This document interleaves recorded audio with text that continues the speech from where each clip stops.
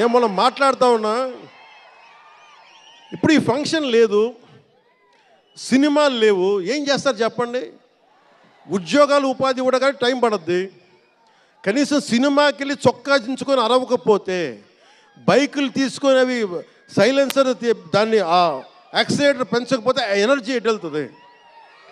అందుకే ఒకటే చెప్పాను, దిల్ రాజు గారికి చెప్తా ఉన్నా, మీరు తెలంగాణ ఫిల్మ్ ఫెడరేషన్ ప్రెసిడెంట్ కదా, మీరు ఆంధ్రప్రదేశ్ని చిన్న చూపు చూడకండి. అదొకటే నేను కోరుకుంటా ఉన్నా. నేను ఆ రెండు కళ్ళు అని నేను నమ్మను, కానీ మీరు తెలుగు చిత్ర పరిశ్రమని అటు తెలంగాణలోను ఇటు ఆంధ్రాలోను రెండు చోట్ల అద్భుతంగా ఉండాలని కోరుకుంటా ఉన్నాను. ముఖ్యంగా ఆంధ్రప్రదేశ్ యువతకి, మీరు ఇంతమంది యువతను చూస్తూ ఉన్నారు, వీళ్ళకి స్టంట్ స్కూల్స్ పెట్టండి. మా వాళ్ళు బైక్లు వేసుకొని తిరుగుతూ ఉంటారు, గోల్ చేస్తూ ఉంటారు. ఒక మంచి స్టంట్ స్కూల్ పెట్టండి.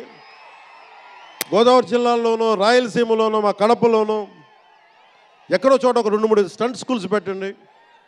మా వాళ్ళకి స్కిల్ డెవలప్మెంట్ ఇవ్వండి. మాకు ఒక స్క్రీన్ ప్లే ఎలా రాయాలో మా వాళ్ళకి చెప్పండి. ఒక రాజమౌళి గారు వచ్చి చెప్పండి.